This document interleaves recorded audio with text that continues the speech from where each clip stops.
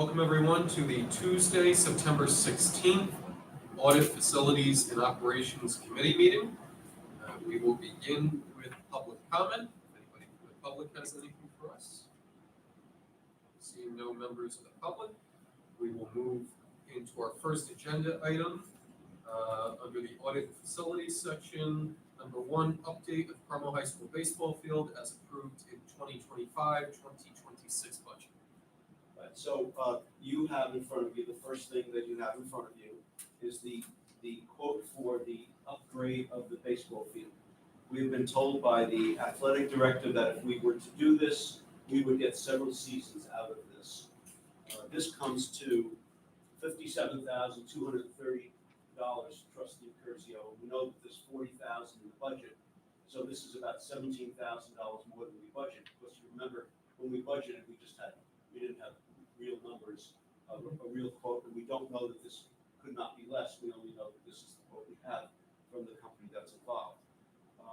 We know we need to do work on the field. I know you were there earlier, and so we wanted you to see this, and if this is acceptable to you, perhaps as a maximum expenditure, we could, this doesn't require being on board agenda.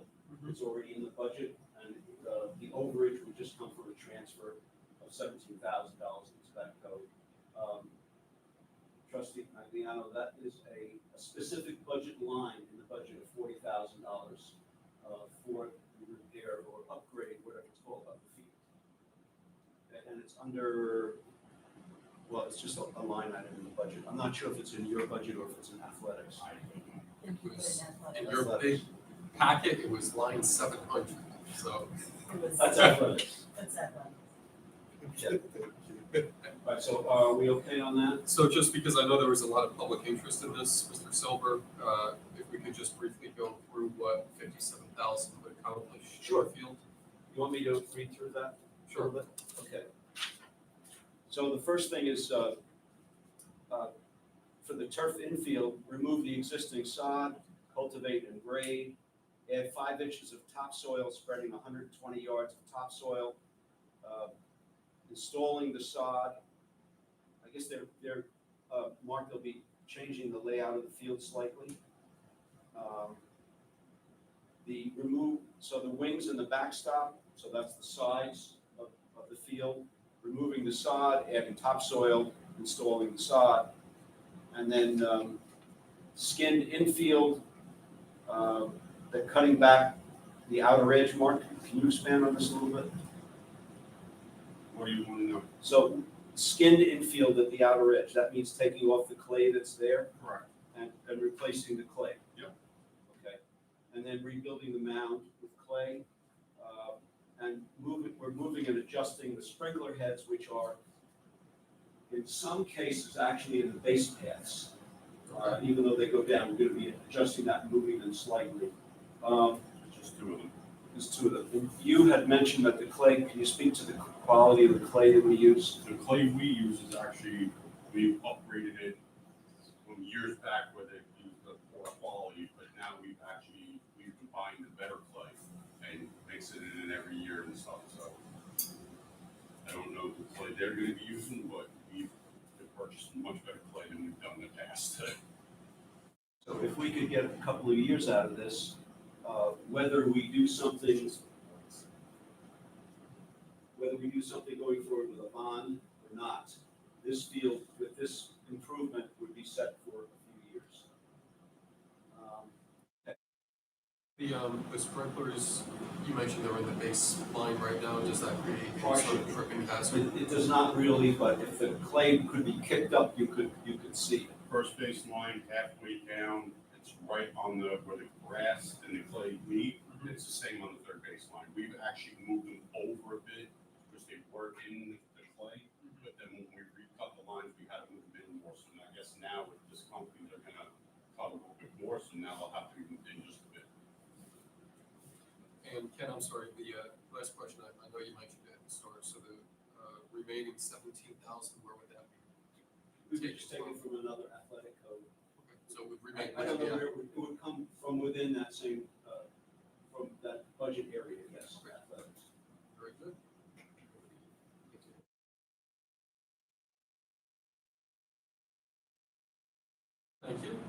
next item are the generators. So the next packet you have is a quote from Healy Electric. Healy is our provider for electric service that we did. And this includes 2 generators for the high school. We'll come to what this all does. 2 generators for the high school, 1 for each of the elementary schools, and nothing for the middle school. The middle school generator is okay the way it is. So this comes to $600,000, the total of these. There's 5 generators for 4 schools. At the very end of this, the last page on this document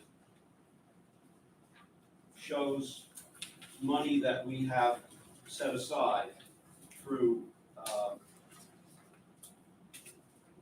I guess it's the next to last page, where it says $687,000 on the very bottom right-hand side. So over the years, when there have been budgets, there has been money set aside, like $100,000 to do this project, $200,000 to do this project.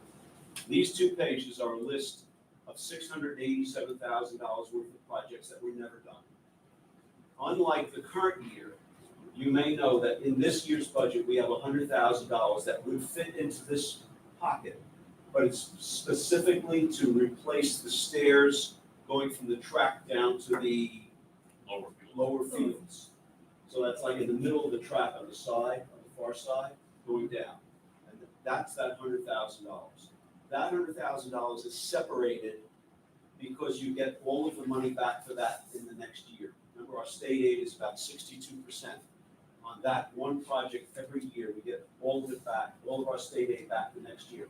All the other projects, which are a little bit lower, below that in our regular budget, come back over 15 years as projects.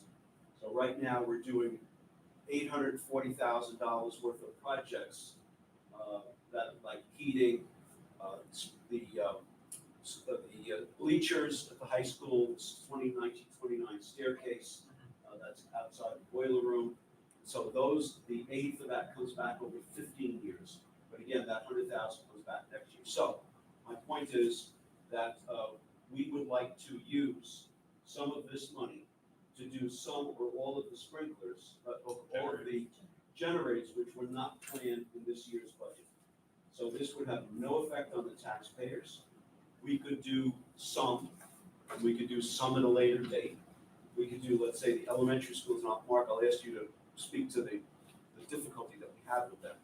The high school is 2 big generators that you see, that's most of the money is the high school. So we want to consider doing some, but I'd like our decision to be made by the need for it and what the generators do. So right now, the generators don't do much except keep the refrigerator going, right? Right, so back in the day, 10 years ago, actually Joe Healy put the original generators in. Basically what the generators were for is because when we kept losing power, we kept losing food.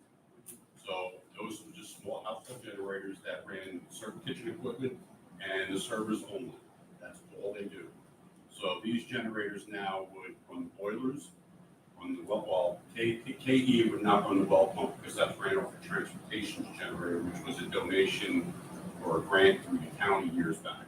So it would run the boilers, pumps, certain outlets in the building and everything on top of the servers, which have an increased size, kitchen equipment, which has increased, so we'd be able to add more into it.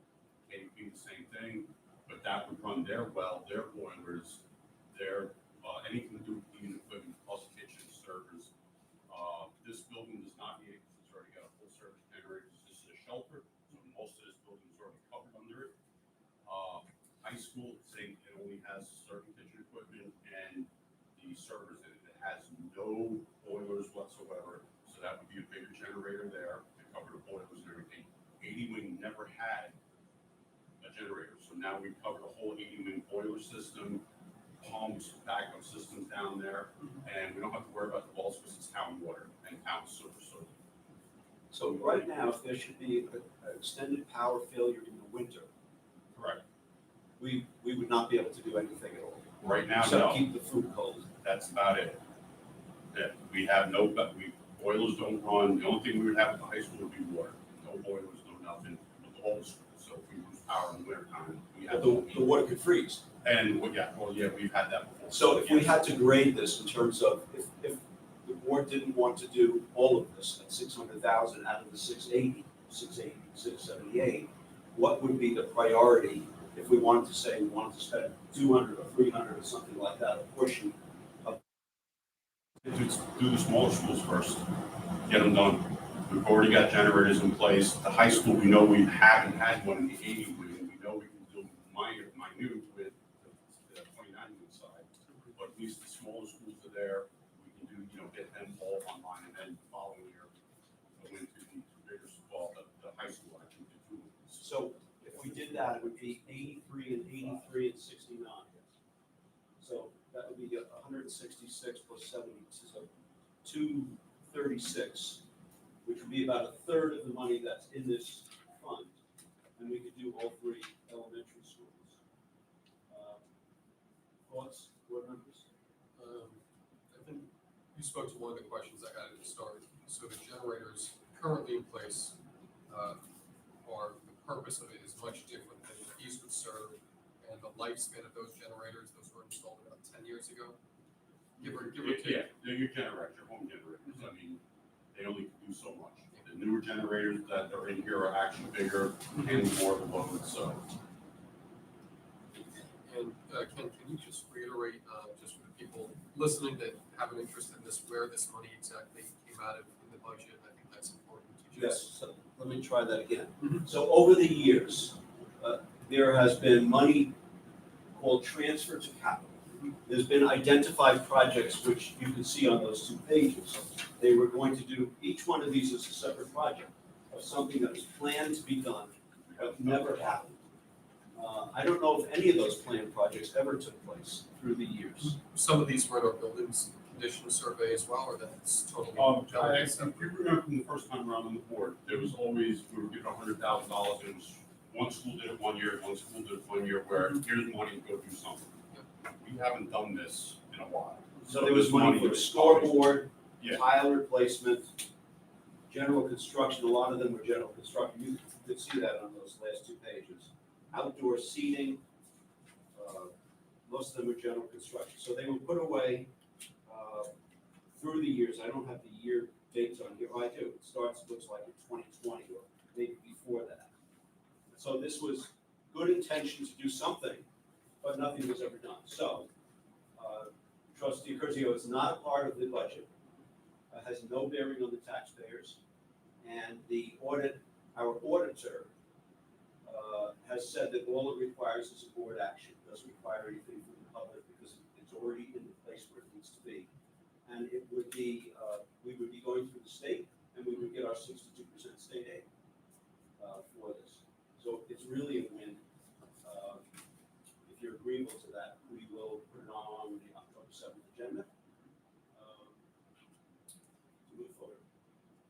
Is it purely financial, or is there any benefit outside of finances, or is it priority-wise to do the elementary schools first? More bang for your buck, there's smaller schools. No, I just didn't know, so it's really just like Yeah. spreading it out. I'm just We curious. have enough to do all of it if we wanted to, but we would be depleting that fund. We could do these 3 this year and then take a look at what things look like in a year's time. What's the time frame for if we were to recommend to the full board, let's say the 3 elementary schools, the time frame for that work to be completed? That would probably have to be brought to the summer just for the fact of the electrician having to get to the building, working and everything like that, so there's probably.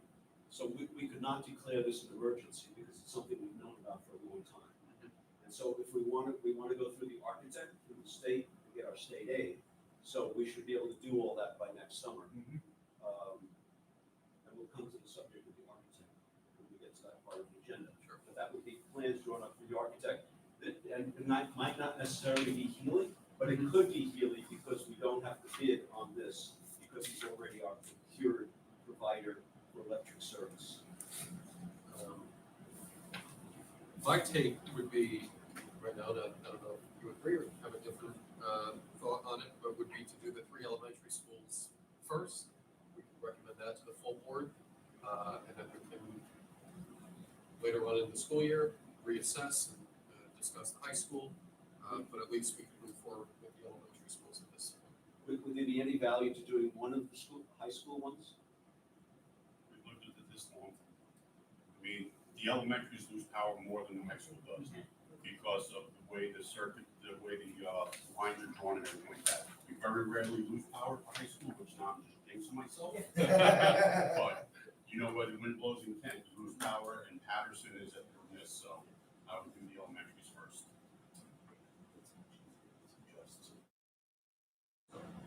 Okay, So, yeah, let's recommend that to the full board. okay, sounds good. So there'll be a resolution on the October 7th agenda to do that. Okay. Our next item is the internal audit corrective action plan.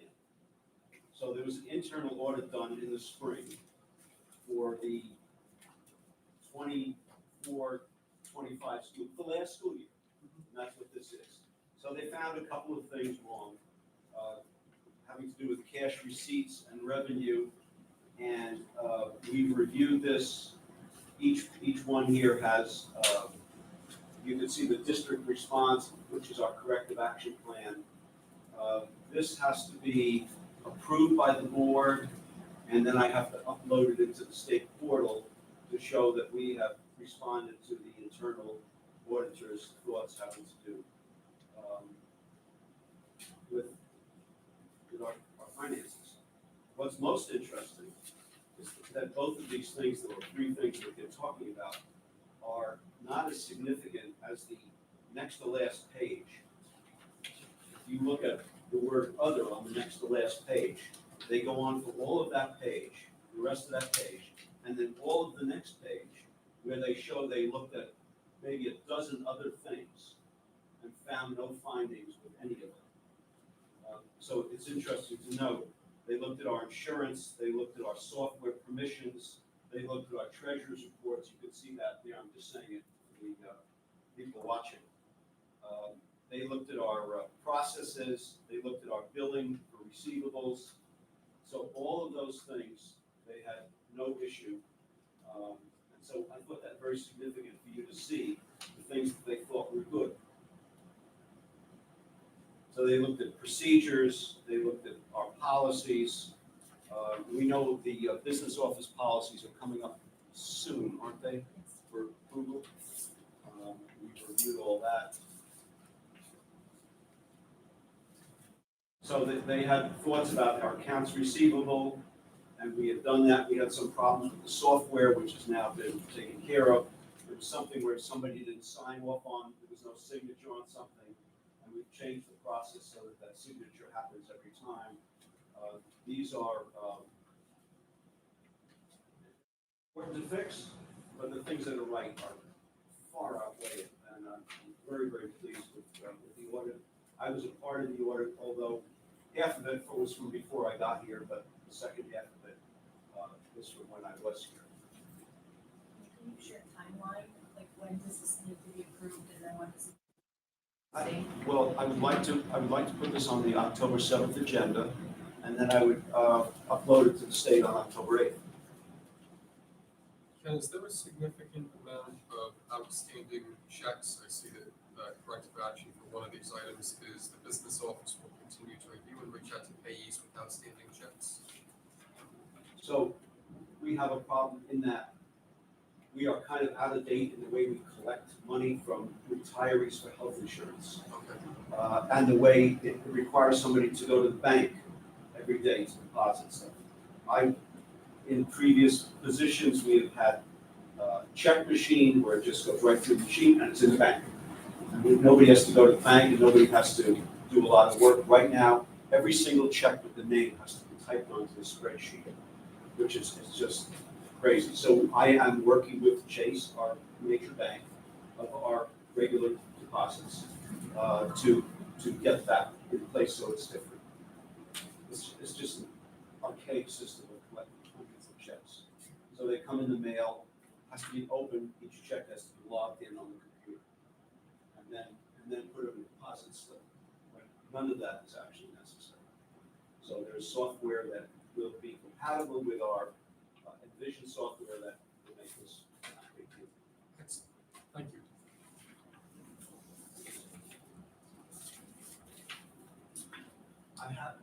next thing is future bonding, there's nothing there, there's no paper there for that. We have not talked about this, we talked about it a little bit in committee previously, but we've not, the board has not talked about it. There's been nothing in public or private talking about whether we want to have a bond in the spring. We know some work has been done. We know on the existing safety and security bond that we only expect to spend $7.5 million out of the 11.8 that's in the bond, which means we're about to borrow $7.5 million under what's called a BAN, a bond anticipation note. We're not getting a bond yet. We can do bond anticipation notes for 4 years. We're doing that because there's almost no cost to doing it that way. And then when we're all finished spending the money, then we will convert it to a bond.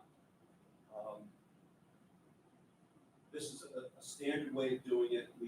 I do not need authorization from the board because that authorization was given a year ago, and we do have that from our board docs that we are authorized to borrow up to $11.8 million. So we're going to be $4 million under what we're allowed to do. And so because of the way this bond was written, we do not have the ability to use it for other things for safety and security. It's very, very tightly written, and we've gone to our attorney, and he says there's nothing we can do. So that money will not be used. And just for the people listening too, I think a couple important points with that. So ahead of schedule, or on schedule. Yep. And under budget, so we wouldn't be borrowing that remaining couple $1 million.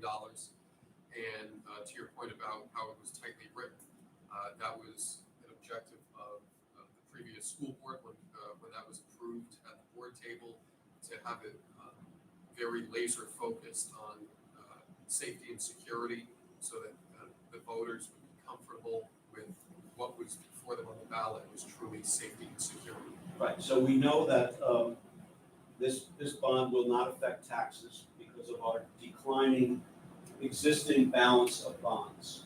So this year alone, we have well over $1 million of reduction to 26-27, well over $1 million of reduction in our debt service. And so this money will be borrowed. What we don't spend right away, we are permitted to invest on a short-term basis, either in money market or a treasury bill or through our NILAF, which we're going to come to in a minute. So that money could be added to the next bond, or it could be just gone. And if we wanted to do, so we know we could do a $20 million transportation improvement and fields improvement bond with no tax increase. We could actually now add that extra money if we wanted to do something more in safety security, or we could just let it go, or we could do nothing. We do need to make some improvements in the transportation garage, and those improvements I don't think could be done without some sort of a bond. And we did some work on the fields, but we were not really satisfied with the result of the work that we saw. So that's where we are now on that. I want to tell you something about next year's budget, which is related to this. This is the 26-27 budget, next year's budget. So in this budget, I have added the cost of the bond anticipation note, interest and principal. We do not have to pay principal in the first year of the bond, but I've put in here $900,000 to be paid instead of nothing, so that we use some of the money that's coming off of the debt we now have to start to pay back this faster. So it won't take 15 or 20 years to pay this back. We can pay it back much faster. What will be required in the 27-28 budget will be $120,000 on the principal. There's nothing due this year, but in this draft, which you've seen it, but in this draft, I have a $900,000 payment. And I also have an interest payment, which is required in here, and the interest will be at about 2.75%, so we're really pleased with that. And that is about $90,000 or $100,000. It's a very small, it's a very reasonable amount for the first year that we're doing it. So this is the safety and security. This is the safety and security bond payment repayment. So I already have that in here. Our financial people said we should put it in, and so it's in my draft. And filling up the void of the big reduction that we have this in the next year in our debt service. So that's kind of the other end of the bond anticipation note. I'm just reminding you, it's 6 o'clock, we have a lot of items, but I believe that board members want to stop a few minutes early to talk about parking and double parking in some situations. Yes. Okay, so how about we stop at 6, I'll stop you at 6:15, so you have 10 minutes to do that? Okay, just keeping track of the time, please. Thank you. Okay, so I'm gonna give you something, so you have something on enrollment. I'm just gonna touch on it. Could be the last thing, or next to the big sheet. Mhm. So that comes from Natalia in our statistics office. That includes every possible kid there is that we are responsible for one way or another. So when somebody says you only have 3,600 kids, we're responsible for 4,100 and whatever that is, kids. So I just wanted you to know that. We don't really need to talk about it, but I want you to have that. Thank you.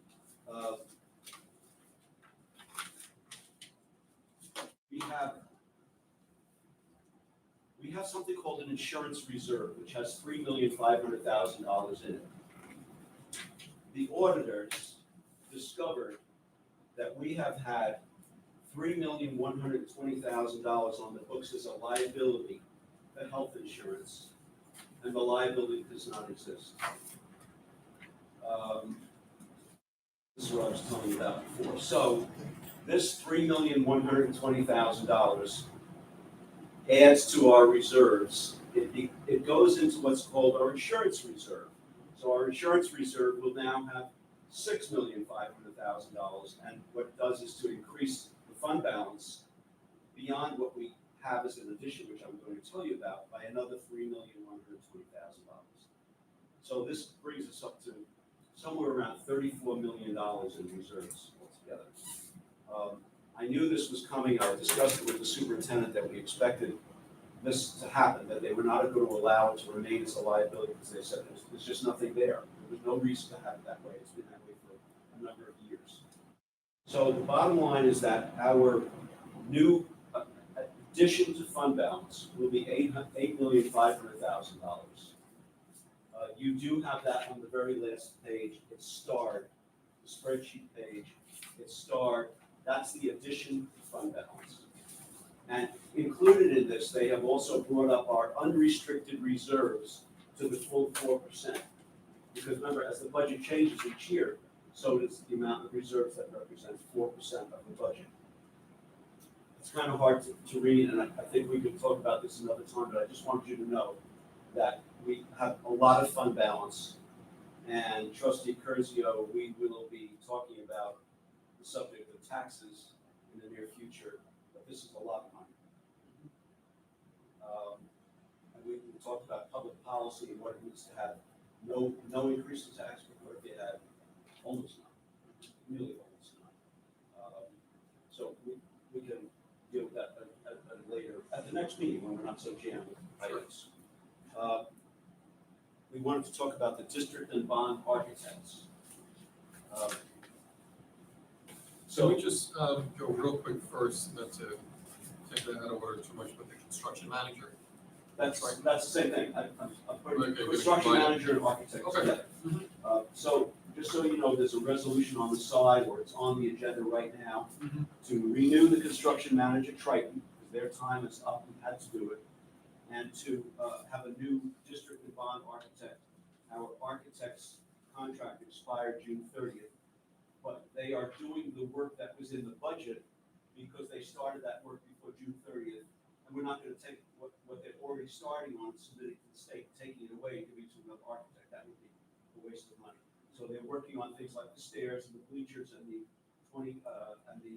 stairs down to the lower field and that sort of, and the what? Chimney on And the chimney. So the stuff that was in the budget, they're working on, and even though So they're gonna contract- close out all their. Yeah, they're closing out, right. And so now we want to renew Triton. And Triton's been with us for a long time. Triton's been with us for a long time. We have no issues with them whatsoever. They're involved in safety and security. They have said to us that they are not needed for any of the budget items. They feel they're just not necessary, but if we need their help, we can have their help. They're involved right now in the windows being replaced in the industrial arts Correct. One music building. Music. That was in addition to the bond. We had planned those little Glass. opaque glass blocks, and that's being replaced with windows, and it's getting a hardening film on it as well. So they're involved in that. I don't think they're involved in anything else but safety and security right now. So we see no reason not to renew them, and we would like to do that. I want to point out that anything we do with them is not so much subject to any number that comes into an RFP. And we were talking about getting them to reduce their amount. Well, right now, we don't have a bond. And RFP allows us to negotiate every single financial piece of construction manager services. So we are not tied to anything that they put in their RFP. We're tied to what we are going to do with them to have them be our construction manager. So I think that we're good to recommend to the full board later this evening to stick with training. And then the next thing has to do with the architect. So we did an RFP for an architect. Once again, the percentages, I have the percentage, but I don't know that they're of any value. What they want, if it was a $20 million bond, that's not relevant right now. What's relevant is to get somebody on board. We do have a letter, which I have with me, from our attorney, saying that the bond architect and the district architect can be the same architect. There's no reason to have them be separate. If you'd like to look at that letter, you're welcome to. So they were our architects here many years ago. As I've written to you, Trustee Curcio. And Mark remembers them from the work they did. The additions. Must have been around 2005, 2004, something like that. 07 when high school, middle school. To be truthful about everything, I worked for them. I worked for them 11 years ago. I stopped working for them. I found them to be honest, on budget, doing great work. This was not intended to be on this paper, but somehow it got mixed up with the copier. These are projects that they are involved in. And I thought it would be useful for you to see that. And I did write to you, Trustee Curcio, that I have no skin in this game. I just want to get the right person on board. We did have some concerns having to do with the transportation facility and the idea that we would build a new transportation facility. You may recall that. And that's when, well, we had to go out for an RFP anyway, unless we were going to extend them for another year.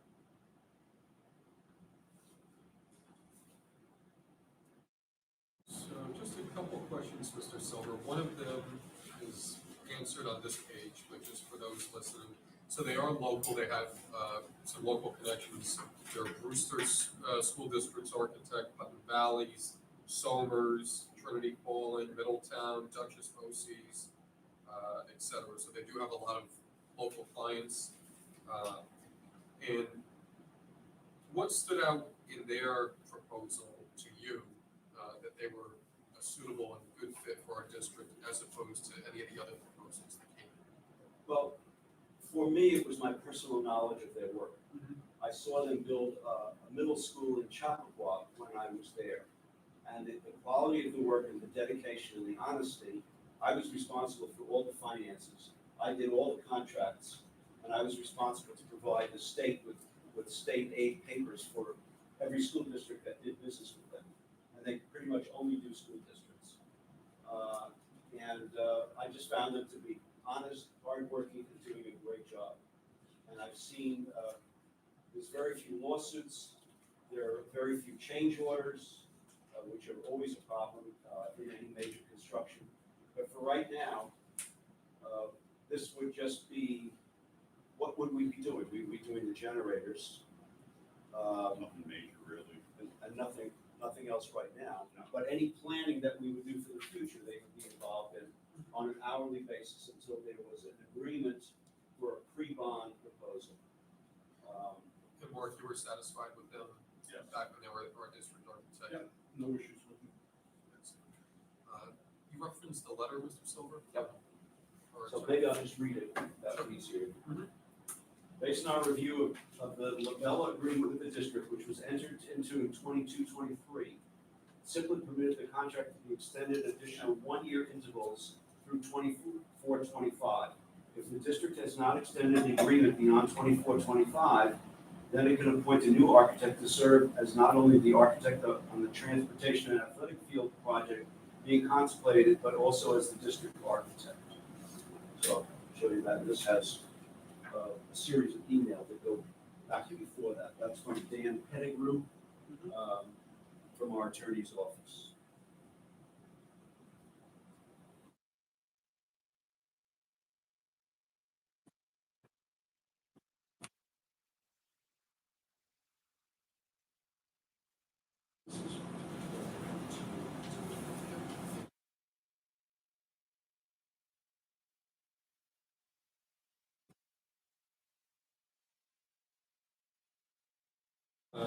Council, we can appoint them separately.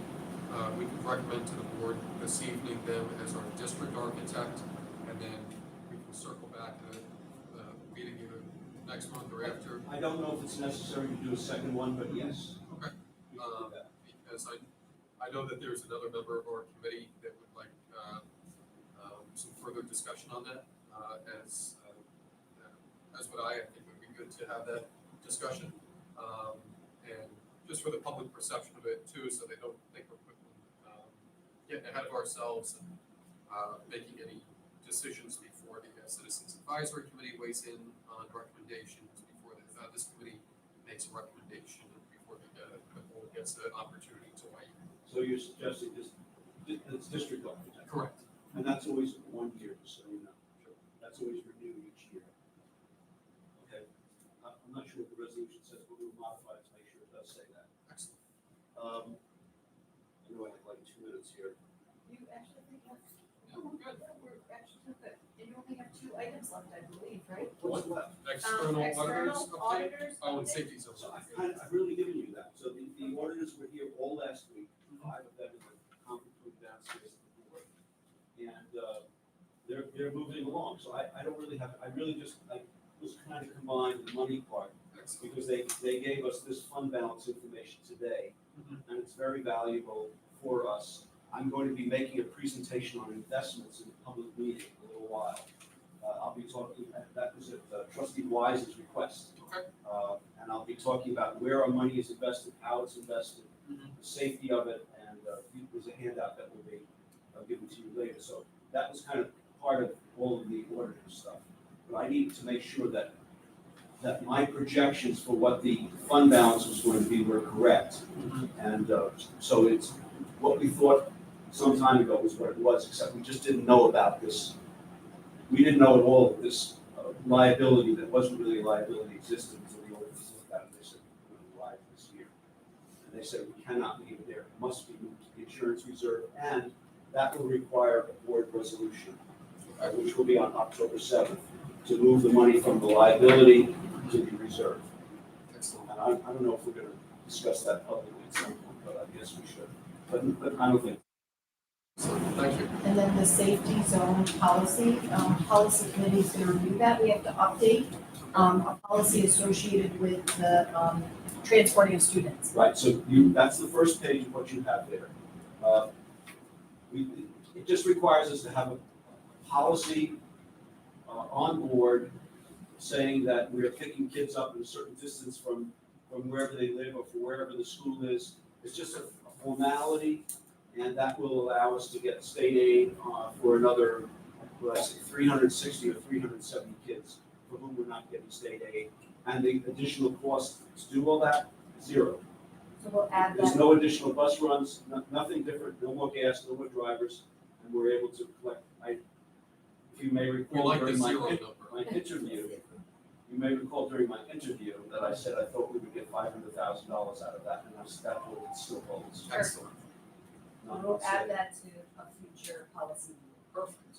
Thank you. Okay, And then John had trustee Kersey had something. Nick, is there anything you want to bring up? No, not at the moment. I'm gonna just put away the stuff that's. Pardon me while I take out my phone. I do have notes.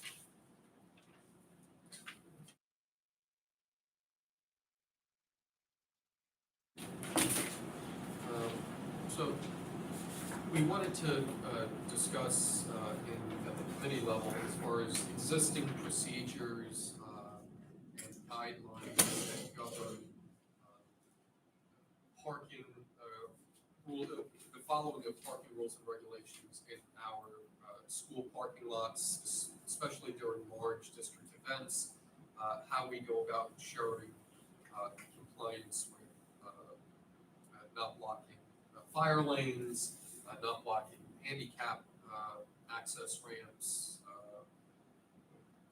ensuring that if cars are being double and triple parked, that it's not creating a situation in which emergency vehicles would not be able to easily access our parking lot, or in the event of an emergency, people to be able to leave our property. So Mark is gonna give us an update of where he is on the on KES and KPS, right? Because there were a concern about double parking at KPS and KPS, but another concern is during big events, like upcoming homecoming, people double parking or parking in fire lanes or parking, there's signage everywhere.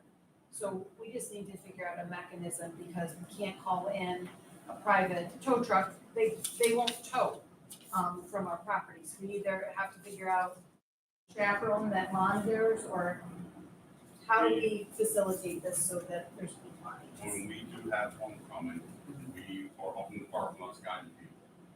And I cannot stand for you what they tell us. That's the answer I will give you. The best that we try, they basically ignore us and do what they want to do. And obviously the sheriffs are there, but they are limited to their powers of what they can actually do. But they're not in the county, we're not in the county parking lot, right? We have No, it's permission to our use the parking county parking It's lot, our but parking we're lot. not trying to monitor that one. No, it's our parking lot, and we tried, I mean, we put barricades up, we put cones up, we do know for emergency vehicles, for fire trucks and stuff right along the side of the library there. As far as everything else, it's a free flow, and we try to tell people to move kindly, and they kindly tell us back no. Well, there's good news, that's not good news. No. But the good news is that KES and KPS, we have a solution for that, because there was double parking. Yes. And so we want to share that part, and then we'll figure out the other part. With KPS, yes, we did have we have a bus, we have a Suburban that are junk vehicles that are being sold, that have been sold, we're just waiting for them to move. We have 2 of our trucks that were put out to salvage, they're being picked up. We had some plows and stuff, cars that we were parked over in the corner by the garbage can. We have moved them out of the way, so we have opened up parking down there. The problem, KE, I wasn't aware of that, but I thought it was actually KP when I seen the email, but from what I heard with KE, which we have to discuss with the parents, we have the drive-in line in the morning where they drop the kids off. A lot of parents, I guess, in the first few weeks were just parking and bringing their kids up, so that was taking over parking spots. There is parking up there, it's just that they need to just follow the procedure, and I guess what the principal's talking to parents, let them know, follow the line up, drop the child off, don't park this now, you're taking a parking spot with the teacher or whatever the case may be. And I think that has been rectified. Yeah, and the SBO is out there every day, school safety. Research. Yeah, and they're actually SBOs at the elementary level. So we can message out to families. We can also message out from the high school about homecoming. But we need to figure out a mechanism, and that is gonna involve Canon and Mark and I, and maybe Putnam County. Figure out a mechanism for the fire lanes and the handicap parking in particular. The double parking, some of that is the signage, the way the buses are Yeah. lined up, people think that they can double park. I myself have been stuck, you know. So we'll do messaging, Okay. okay? But then I think we're gonna really have to kind of talk further to Putnam County about how we can go about this in a way that can kindly reinforce that they're supposed to, even tonight, we saw people parked in, the fire lane for the soccer game or volleyball. So the signage is up and everything is clearly marked, so it's messaging out to our community. And then the principals and administrators at the building level are all aware of this as well. But I'll send out what I usually do after our board meeting, is I usually send out messaging and information the next day, so I will do that. Okay? One other item I had, I was thinking about it earlier this evening, so I understand it you don't have an answer, I know we haven't discussed it, Mr. Silver, but a couple of years ago, the state had given grants that would, eventually they wanted to go to the school districts. They gave it in Yes. care of the counties. And have we ever seen any of that money, that grant money? The CREST grants, so we received two since I've been here. We Okay. actually received it the year prior to me coming. Mhm. And at my actual, interview, someone asked about why is it taking so long? We have submitted everything. We have two CREST grants. We have a grant, both from state government. Mhm. One to update our playgrounds, both Matthew Patterson and Kent, the Kent, Inspire. And the others for the scoreboards. And the other is for the scoreboards. We have submitted all the paperwork necessary. It's just taking them a very long time to move back the money. They're reimbursable grants, so we can actively do that this year. But we want to make sure that we're actually receiving the funds back. The inclusive playground, we're 1,000, and the scoreboards, I think, was that another? 50 or 60 Okay, or something 50. like that. Just to make sure we're Is that what you're talking talking about about? the same, and so I know with this one, the money was given to the county, so like Putnam County, and I apologize for not knowing the exact name of the grant, but they're in possession of this money, No, this these grant are money. both DASNY grants. These are Yeah. both dormitory. These two are the state grants. Okay, maybe I'm confusing it, sorry. So, we'll get that. So you want us to look into Uh, state grants and if we can access those funds? Yeah, so from my understanding, we had meetings with the previous sheriff's department leadership about what the district could utilize that money for, but I don't think there was ever an agreement or consensus at the time. So the county, to the best of my knowledge, was still in possession of that money. But I know that the state had given the county the money, and then the county was supposed to disperse that, in Putnam's case, to the 6 school districts. So I have a real close contact with the county. Perfect. And Maybe so- they can help us with the parking issue, if it's a grant, I'm serious. So we could take, is there any email at all? Yeah, on yeah, the subject? yes, yeah, I can get that. On something, Sure. send it to us. Absolutely. That'd be perfect. But we can get right to the county executive. Perfect. Thank you. That's fine. There being no further business, I should have said for our community, this was the first audit facilities and operations meeting of this school year. We're very much looking forward to the work ahead. Trustee Magliano, any items that you want to bring up before we adjourn? No, not right now. This is my first meeting. It's a pleasure getting to see how this is run. And I look forward to being more productive in the future. Mr. So, Silver? just so you know, this committee, unlike other committees, meets at every board meeting. Because we've combined several committees for efficiency. And so this next meeting of this committee will be October 7th. That's correct. So, thank you all for your very diligent work on behalf of our school district. We appreciate everything you and your departments do, and all of our district employees. And we hope everyone is having a great start to the school year, and we will see everyone on October 7th. Meeting adjourned. Thank you.